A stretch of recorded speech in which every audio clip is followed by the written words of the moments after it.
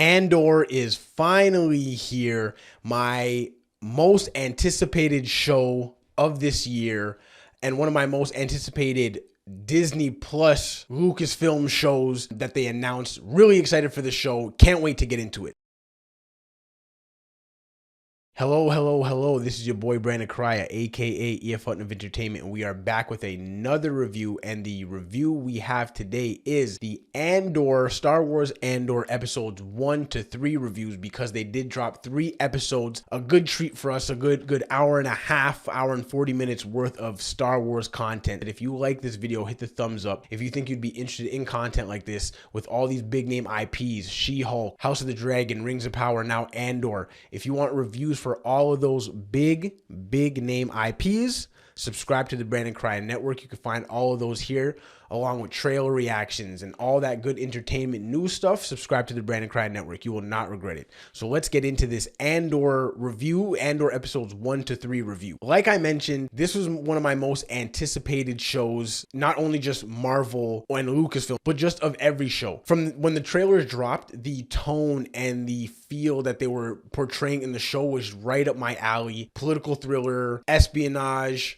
all that good stuff from you know what I mean, from that genre. Like, they were just letting that shine through the trailers, and it really got my attention. So I've really been just preaching about this show for a while, and it is finally here.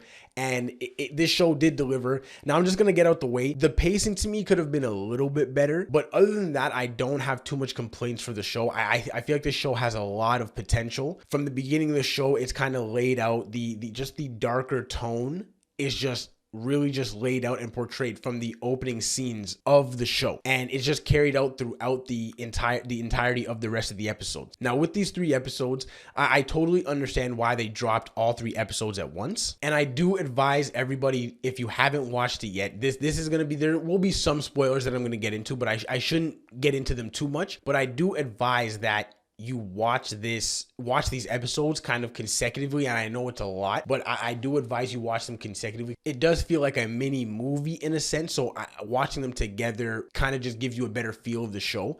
And like I said about the pacing, I guess I did expect it to be a little bit more icy and a little bit more just hardcore, I guess, from jump, but it makes sense that it wasn't, because realistically these 3 episodes are the formation, basically the portrayal into Casian Andor's life, who he was, who he came from, because we get a lot of flashbacks from where he is in present day to in the past from where he's from, right? Because a lot of his past is brought up, and the planet that he's from is mentioned a lot. So we have a lot of flashbacks going from where he is currently to his past. So it's really just exploring Cassian, and it really feels like a character study on Casian Andor, right? Because obviously he's the character that we're following, and he's the character that we're familiar with from Rogue One. So they really with these all 3 episodes really focused in on Cassian and where he's gonna go from here, how he kind of gets to that point. Because realistically, like, these episodes is just highlighting that obviously, like, he's kind of in debt, and he gets into a situation in the first episode where he accidentally kills like a Imperial corporal officer, right? And the other guy, that his partner, the corporal's partner, was like, you know what I mean, I'll say it was like it was an accident, whatever, and he ends up killing the other corporal too, because he didn't know what to do at the time. And we see that this is early Cassian Andor. He hasn't even been brought into the rebellion, which I'll get into in a little bit, because I'll get into that in a little bit. But we basically see that he has like regret, and he's thrown off by, even when the guy was like, you killed him. When Cassian gave him the throat punch, he was regretful, and he was kind of confused and thrown off, because you could tell that he hasn't really done this at this point.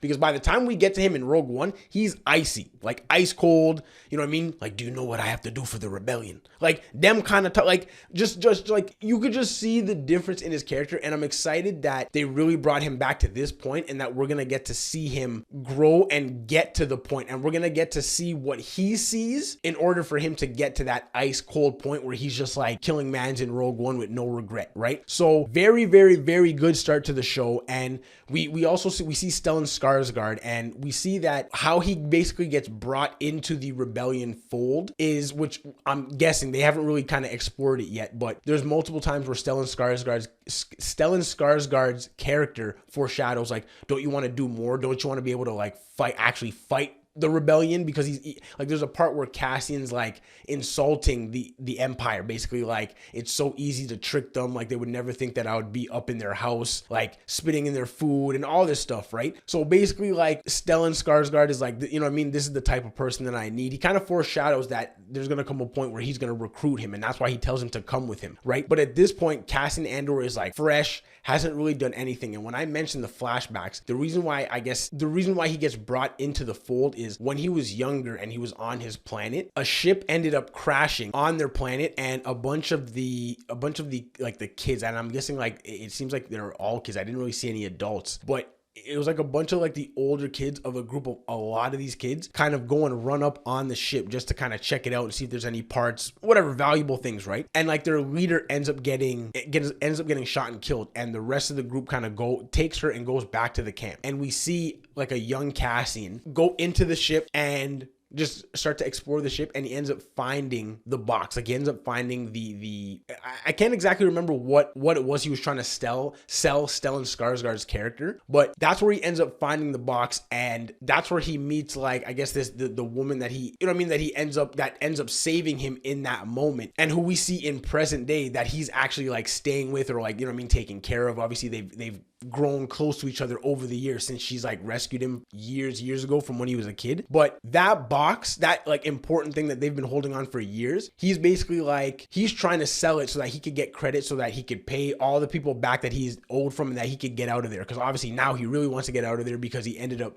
murdering 2 officers, right? So, and one of the big things I actually forgot to highlight, one of the big dynamics and relationships I forgot to highlight was between Cassian and Bix. We see that there was probably, and they'll probably get into it down the line, but she's with another guy, but we kind of get a sense that they were ex-boyfriend and girlfriend at some point, but they're really close. So we see him go to her, I think in episode 2 or maybe the end of episode 1, but try and go to her basically being like, I need help. I need you to connect me with that person. Like I'm trying to sell what I'm trying to sell so I can get the credits to get out of here. She's the one that ends up setting up the meeting with Stellan Skarsgård's character named Luthen, I think. And again, we're probably going to revisit that relationship between him and her, not like on like a more than friends level, but you could just see that as much as like they're exes, they have like an even just deeper level of closeness. That's like, yes, lovers in a sense, but it's also just like they genuinely care and want to look out for each other. So I'm sure that she'll be back and they'll have a lot of like dynamics and moments throughout the series, because that was probably one of the standout just dynamics that really stuck out to me in this episode. Because again, a lot of this episode was just focused on Cassian, and he had minimal moments with a lot of characters, right? And just